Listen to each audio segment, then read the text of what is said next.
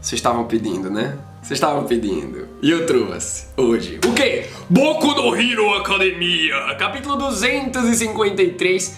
Quem diria, hein? Kurogiri é o Shirakumo.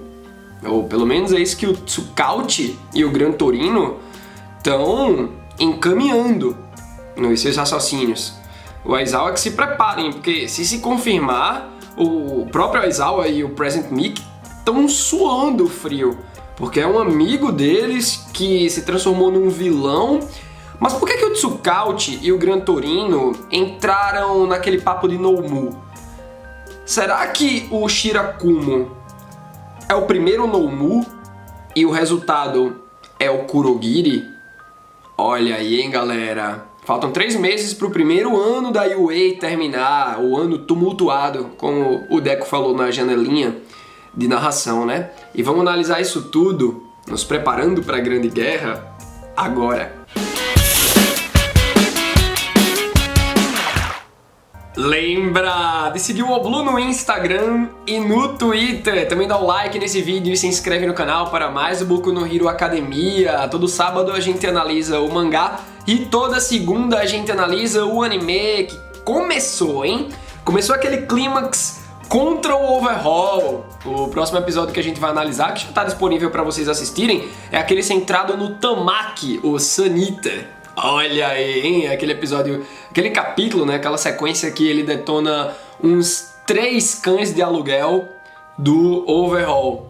O cara manda, aquele clássico, né? Kirishima, Fat Gun, vai lá na frente que eu fico pra lutar. E o cara manda muito bem.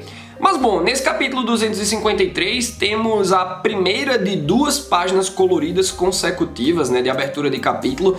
A gente vê o Ida com toda a brutalidade daqueles canos de escape saindo da sua batatona. Eu gosto demais do Ida, que teve uma participação, né? Ele que é o representante de turma da sala 1A. E é bem impressionante quando a gente vê Kohei Horikoshi, escritor, letreirista, arte finalista, colorista. O cara é um exército em um homem só. A gente geralmente quando vê essas... o Homem-Aranha mensal é um roteirista, é um ilustrador, um arte finalista. Cada função é ocupada por uma pessoa diferente. E para uma publicação mensal, em Boku no Hero Academia, a gente vê uma publicação semanal sendo comandada por um cara só. Claro, ele tem os assistentes, o mangá é preto e branco, não vai a parte da cor, mas ainda assim é absurdo. E não podemos romantizar isso, né? Isso é só pra ter a prova de como o mangaka trabalha pra caramba. E eu acredito que esse regime precisa de mudanças, é por isso que eu fico bem satisfeito, por um lado, em perceber como o Togashi de Hunter x Hunter conquistou seu espaço e ele desenha Hunter x Hunter quando quer. Apesar disso enfurecer um tanto o fandom. Tem esse lado que eu fico meio bolado também, mas é legal a gente ver a liberdade que alguns mangakas estão conquistando. Só faltam 3 meses, 3 mesezinhos para acabar o primeiro ano da UA, né? Então, pelo que eu tô prevendo, essa grande guerra contra o Fronte Paranormal vai ser o divisor de águas entre o primeiro e o segundo ano, hein? Será que teremos um time skip? E que nem Black Clover, né? Teve um time skip de 6 meses agora. E aí pular 6 meses em Boku no Hero Academia, a gente já acompanhar o segundo ano já no segundo semestre, letivo no caso, né? Poxa, eu gostaria de ver, por mais que rolem essas passagens do tempo, tipo, semanas depois e pá, mas a gente tá acompanhando num ritmo mais tranquilo. Principalmente, né, a academia que dá nome ao mangá. Eu não queria que desse um salto de tempo do primeiro pro terceiro ano, por exemplo. Mas interessante, né? Porque o clímax do primeiro ano é essa guerra. Então será que o clímax do segundo ano, do terceiro ano, vão vir coisas maiores aí? Acredito que sim, né, galera? Porque a Liga dos Vilões está sendo comandada pelo Shigaraki agora, e ainda tem o Alpha One, que deve se libertar de Tartarus em algum ponto da história. E aí lá na UA, o Ida tá falando sobre os estágios, falando para os alunos dividirem as experiências, todo grande representante de turma, velho. O Ida é um paizão pra galera, né?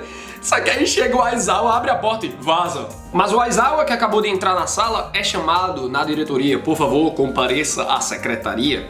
Lá ele vai. E aí vemos uma sequência bem curiosa, girando em torno da Uraraka. Ela mudou os trajes Tem umas partes altamente pesadas, a Kyokajiro comprova isso, véi, é muito pesado, só que ela tem o poder da gravidade, então ela faz essas partes flutuarem. É bem interessante porque a Uraraka, ela manja do taijutsu, né? Então eu acredito que através da quirk dela de manipular a gravidade e com essa armadura pesada, com os taijutsu, ela pode dar um socão pesado nos vilões, pô. A Uraraka seria aquela vibe meio Sakura de Naruto, que já chega destruindo a terra. Pô, eu quero ver os golpes pesados dela. E aí, a Uraraka deixa cair um All Mightzinho de pelúcia que o Deku deu pra ela.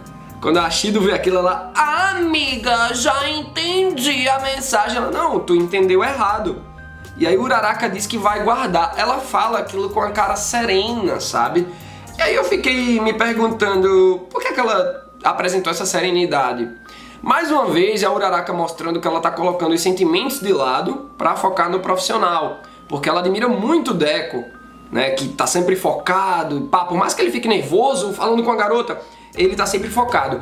E a Uraraka, ela tava meio que perdendo o foco dela justamente por estar se concentrando demais, ou no caso, se desconcentrando por conta desse lado amoroso. Então ela agora ela aprendeu a dividir, sabe o que é o lado amoroso, sabe o que é o profissional, então ela tá deixando o lado amoroso de lado, por enquanto, pra focar em ser uma heroína cada vez mais poderosa. Mostra o Kirishima empolgado quando ele descobre que o Deku usou a Black Whip. E aí, Deku, como é que é a sensação de estar usando a Black Whip? O Deku disse que não é uma habilidade muito versátil, mas é forte.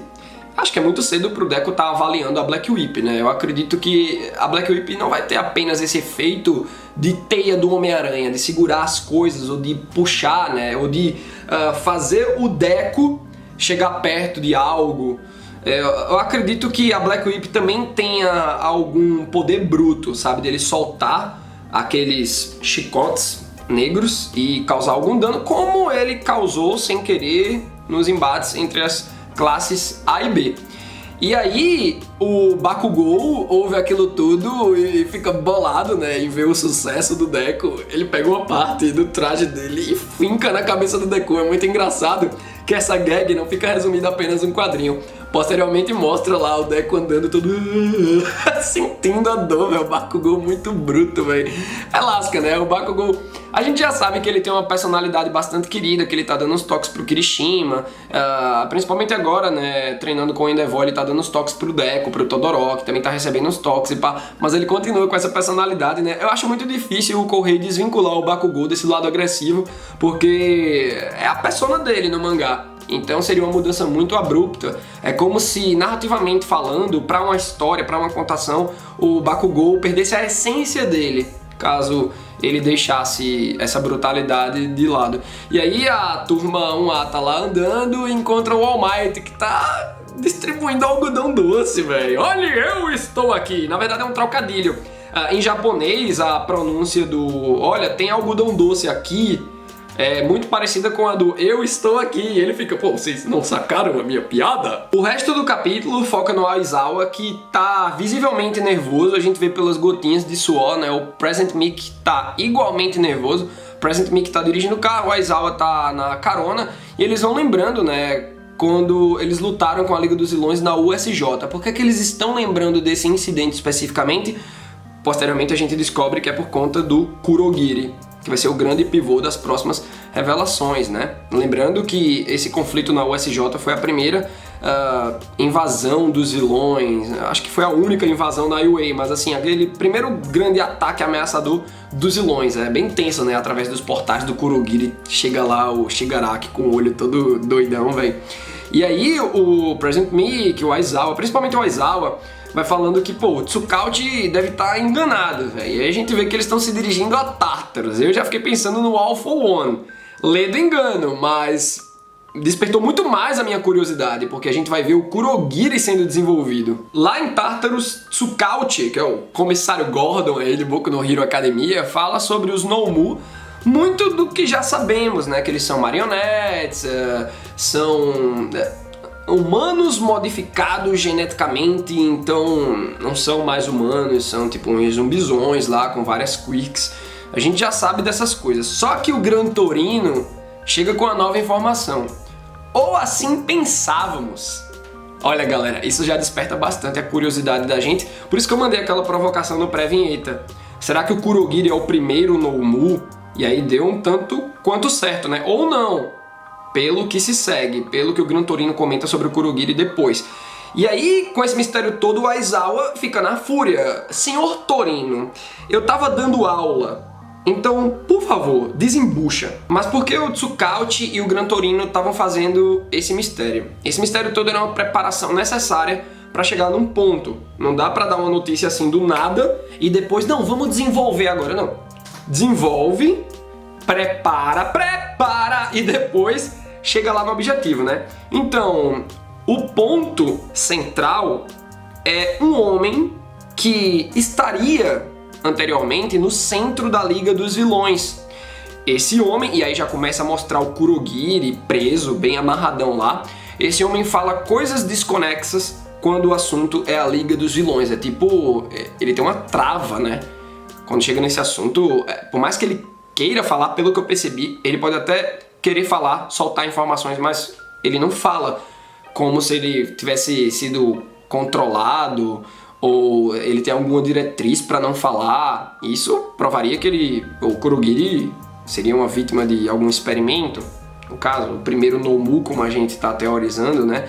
E aí o Gran Torino vai falando que múltiplos fatores se combinaram e aí surgiu uma nova quirk. Essa é mais ou menos a essência dos Nomu, né?